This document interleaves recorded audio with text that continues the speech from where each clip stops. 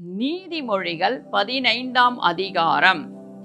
மெதுவான பிரதியுத்தரம் உக்கிரத்தை மாற்றும், கடும் சொற்களோ கோபத்தை எழுப்பும்.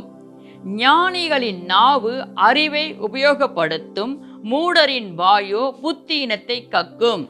கர்த்தரின் கண்கள் எவ்விடத்திலும் இருந்து நல்லோரையும் தீயோரையும் நோக்கி பார்க்கிறது. ஆரோக்கியம் உள்ள நாவு ஜீவ விருட்சகம், நாவின் மாறுபாடோ ஆவியை நொறுக்கும்.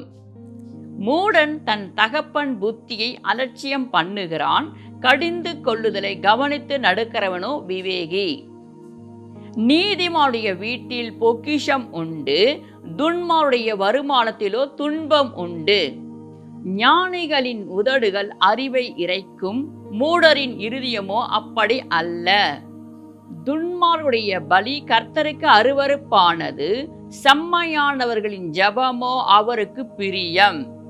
துன்மாருடைய வழி கர்த்தருக்கு அருவருப்பானது, நீதியை பின்பற்றுகிறவனையோ அவர் நேசிக்கிறார். வழியை விட்டு விலகிறனுடைய புத்திமதியை விசாலமாயிருக்கும், கடிந்து கொள்ளுதலை வெறுக்கிறவன் சாவான். பாதாளமும் அழிவும் கர்த்தரின் பார்வைக்கு பிரதிட்சயமாயிருக்க, மனுபுத்தருடைய இருதயம் அதிக பிரதிட்சயமாயிருக்கும் அல்லவோ. பரியாசக்காரன் தன்னை கடிந்து கொள்ளுகிறவனை நேசியான், ஞானவானிடத்தில் போகவும் மாட்டான். மன மகிழ்ச்சி முக மகிழ்ச்சியை தரும், மன துக்கத்தினாலே ஆவி முறிந்து போகும். புத்திமானுடைய மனம் அறிவை தேடும், மூடரின் வாயோ மதியினத்தை மேயும். சிறுமைப்பட்டனுடைய நாட்கள் எல்லாம் தீங்குள்ளவைகள், மனரம்யமோ நித்திய விருந்து. சஞ்சலத்தோடே கூடிய அதிக பொருளினாலும் கர்த்தரை பற்றும் பயத்தோடு கூடிய கொஞ்ச பொருளே உத்தமம். பகையோடு இருக்கும் கொழுத்த எருதின் கரியை பார்க்கிலும் சிநேகத்தோடு இருக்கும் இலைக்கரியே நல்லது. கோபக்காரன் சண்டையை எழுப்புகிறான், நீடிய சாந்தம் உள்ளவனோ சண்டையை அமர்த்துகிறான். சோம்பேறியின் வழி முள்வேலிக்கு சமம், நீதிமானுடைய வழியோ ராஜபாதை. ஞானமுள்ள மகன் தகப்பனை சந்தோஷப்படுத்துகிறான், மதியற்ற மனுஷனோ தன் தாயை அலட்சியம் பண்ணுகிறான்.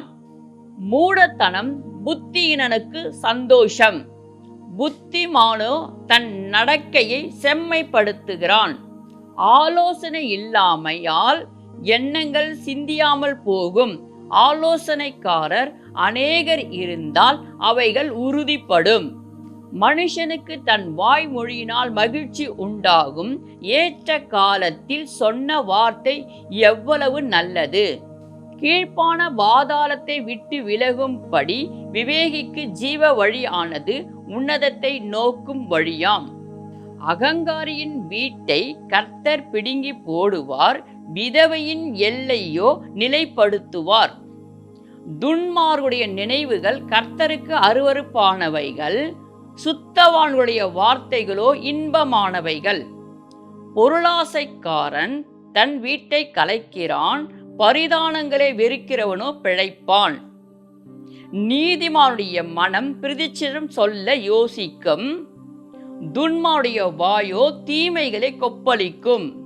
துன்மார்களுக்கு கர்த்தர் தூரமாயிருக்கிறார், நீதிமான்களின் ஜெபத்தையோ கேட்கிறார். கண்களின் ஒளி இருதயத்தை பூரிப்பாக்கும், நற்செய்தி எலும்புகளை புஷ்டியாக்கும். ஜீவனுக்கு ஏதுவான கடிந்து கொள்ளுதலை ஏற்றுக்கொள்ளும் காது ஞானிகளிடத்திலே தங்கும். புத்திமதியை தள்ளிவிடுகிறவன் தன் ஆத்துமாவை வெறுக்கிறான், கடிந்து கொள்ளுதலை கேட்கிறவனோ ஞானம் அடைவான். கர்த்தருக்கு பயப்படுதல் ஞானத்தை போதிக்கும், மேன்மைக்கு முன்னானது தாழ்மை.